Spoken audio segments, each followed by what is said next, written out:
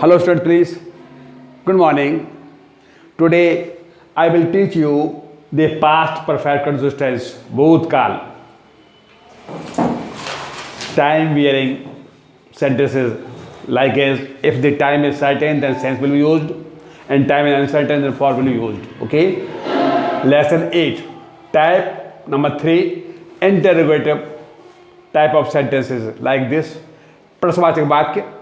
Okay. इसमें इस तरह के वाक्यों में प्रश्नवाचक वाक्य होने के कारण यह बात सम्मान चर्चा होती है. इनमें एक दूसरे से प्रश्न पूछे व किए जाते हैं. वाक्य प्रश्नवाचक शब्द वाक्य के पहले भी हो सकता है और बीच में भी हो सकता है. The question word will be may be used either in beginning of the sentence और in the center middle of the sentences. Okay. Third है निश्चित या अनिश्चित समय के लिए टाइम. ये सर्टेन और अनसर्टेन के लिए सेंस ऑफ और का प्रयोग करते हैं. ठीक है. ये टाइम सूचक वाक्य होते हैं. पहचान है इन वाक्यों में निश्चित अथवा अनिश्चित समय के साथ वाक्य के अंत में रहा था, रही थी, रहे थे लगा हुआ होता है तथा वाक्य के आरंभ में या अंत में प्रश्न भी दिया रहता है.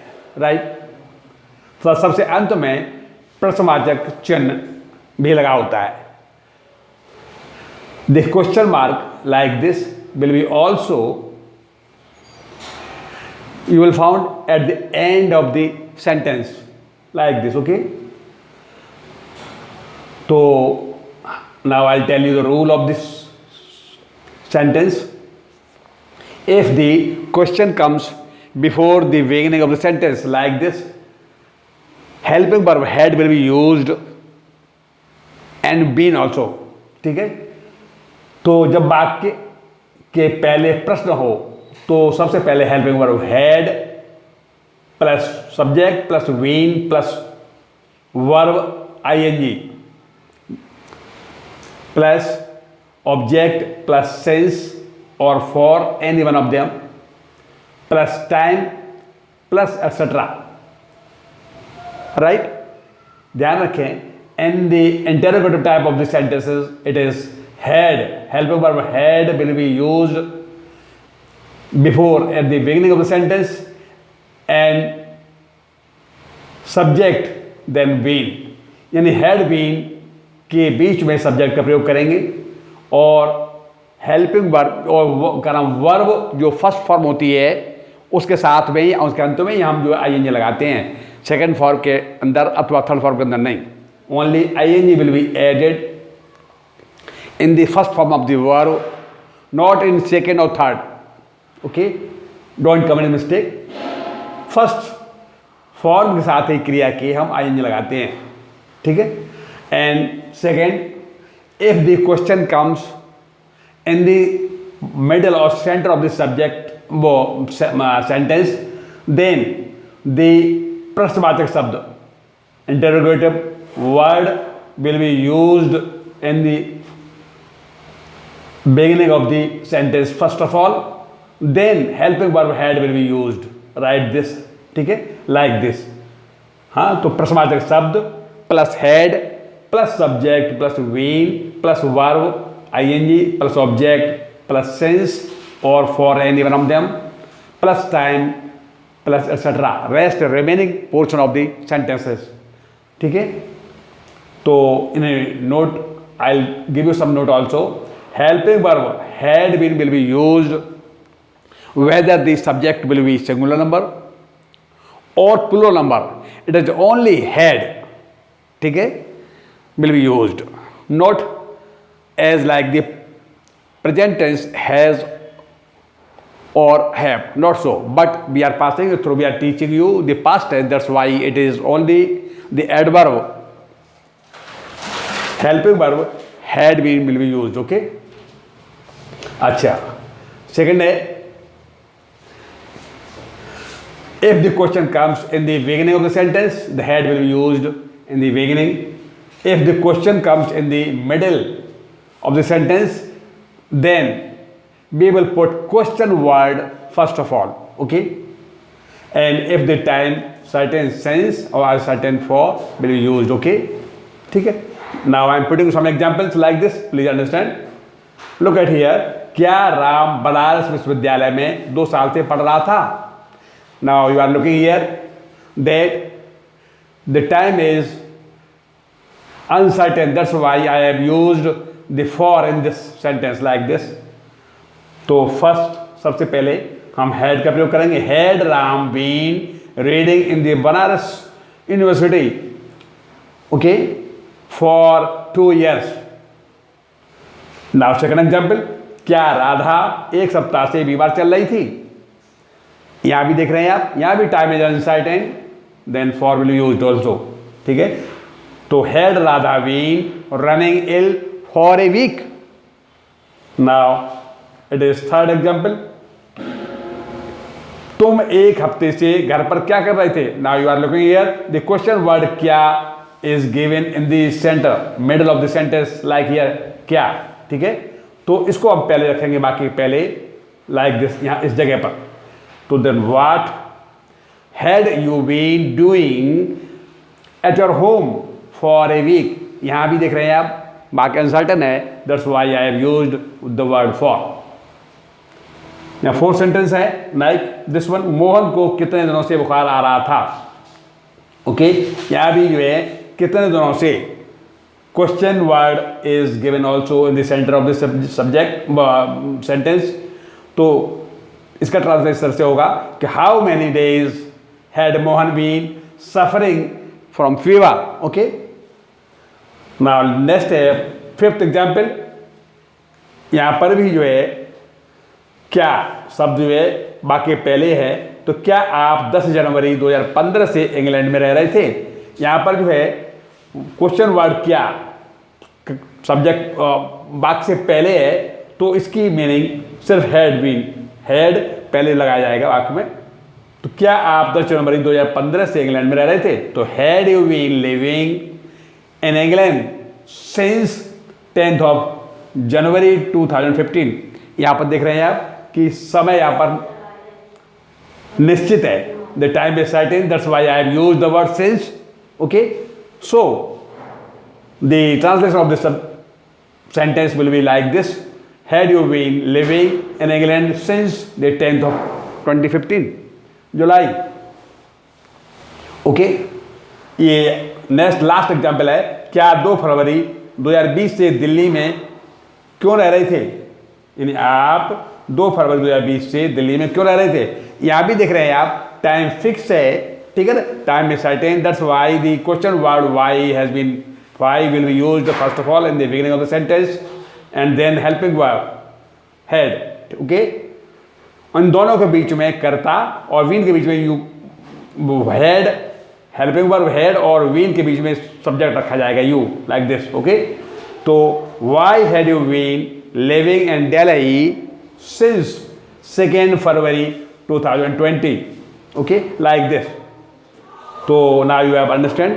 Please interview type of questions will be translated as according to this rule. Okay, thank you very much. See you again.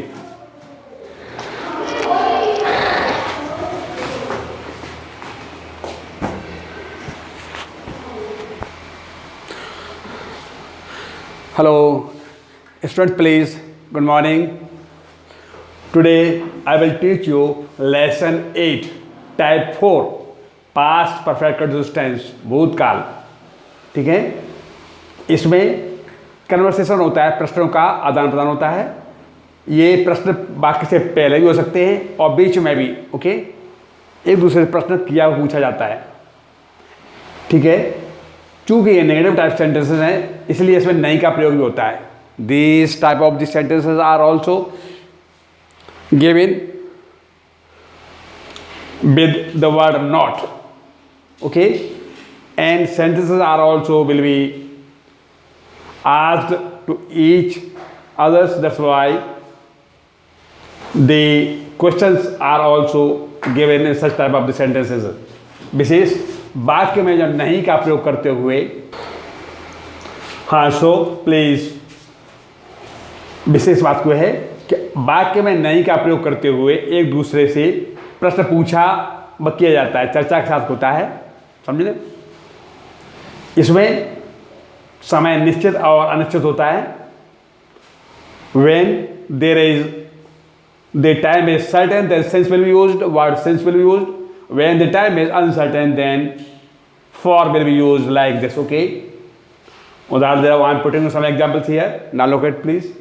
जब प्रश्न वाक्य से पहले हो तो like this, यानी क्या तुम 2 घंटे से कक्षा में लेक्चर नहीं दे रहे थे। You are looking here that the question word क्या is beginning first of all of the sentences क्या। ओके, तो इसकी the helping verb had will be use like this, had you not been delivering lecture in the class for 2 hours, right. दूसरा वो वाक्य जिनमें प्रश्न बीच में किया जाता है, those type of sentences in which the question word will be used in the center of the sentences like this. तुम 2 दिन से स्कूल क्यों नहीं जा रहे थे।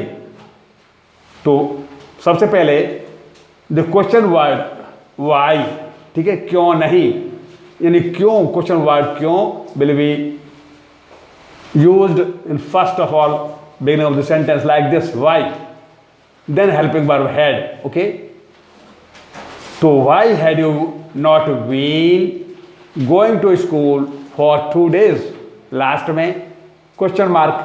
Okay, this type.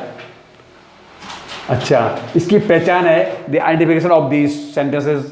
Now please understand, वाक्यों में पहले या बीच में प्रश्न दिए जाते हैं लाइक दिस। अगर time is certain then since, और time is uncertain then for will be used, ठीक है, as well as will not, नहीं का प्रयोग करते हुए हम इस तरह के वाक्य बनाते हैं, ठीक है। और अंत में वाक्य के रहा था, रही थी, रहे थे आता है। ओके, सबसे अंत में प्रश्नवाचक चिन्ह क्वेश्चन मार्क लगा होता है, ठीक है। इस तरीके से हमारे ये रूल बनते हैं लाइक दिस, ठीक है। तो जब प्रश्न वाक्य के पहले हो, ये हमारा रूल है।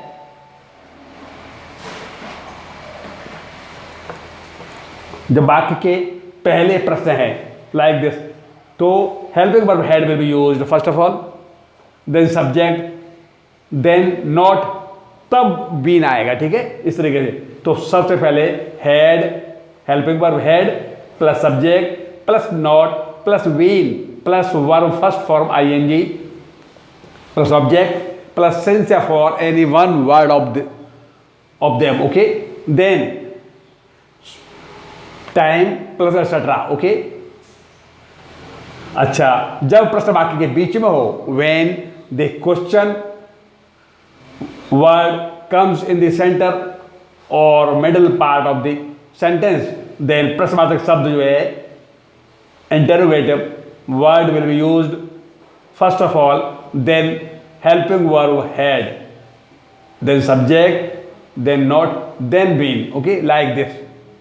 अच्छा, तो इसका रूल बनाइए कि प्रश्नवाचक शब्द plus had plus subject plus not plus been plus verb ing plus object plus since or for any one of them, one word, then time plus etc. Okay, note, helping verb had will be used whether the subject is singular number or plural number, ठीक है, and not will be put between the subject and when. Okay, whether the subject singular or plural number. Okay, example है, now I'm putting a few examples here. Number 1, क्या आप अभी कुछ देर पहले झूठ नहीं बोल रहे थे। तो देख रहे हैं आप, you are looking here that the question word क्या has come in the beginning of the sentence, क्या, ठीक है। तो इसकी सिर्फ helping verb had will be used in beginning of the sentence like this: had you not been telling a lie just a few minutes before. ठीक है, time is uncertain, that's why word before comes. ठीक है. Now next example, तुम 2 दिन से अपने घर क्यों नहीं जा रहे थे. Here the word question word क्यों, why, is given in the center of the sentence. Okay, so then the question word why will be used first of all, then helping verb had, then subject like this. Okay, then why had you not going to your home for 2 days. Okay, here the time is uncertain, that's why the word for used first of all. ठीक है ना, or before the 2 days before. ठीक है. अच्छा, now last I am putting you last example. वो है 15 फरवरी 2020 से अपने कमरे का किराया क्यों नहीं दे रहा था. यहाँ the time is fixed. Okay, time is certain. 15th of February 2020 से ही is not paying the rent. Okay, that's why the question word why will be used in first of all at the beginning of the sentence, then helping verb had, then subject, और then not, then been. Okay, like this. हाँ, तो why had he not been paying the rent of his room since 15th February 2020. Okay, so please now make it practice again, please. Thank you very much. I'll see you again.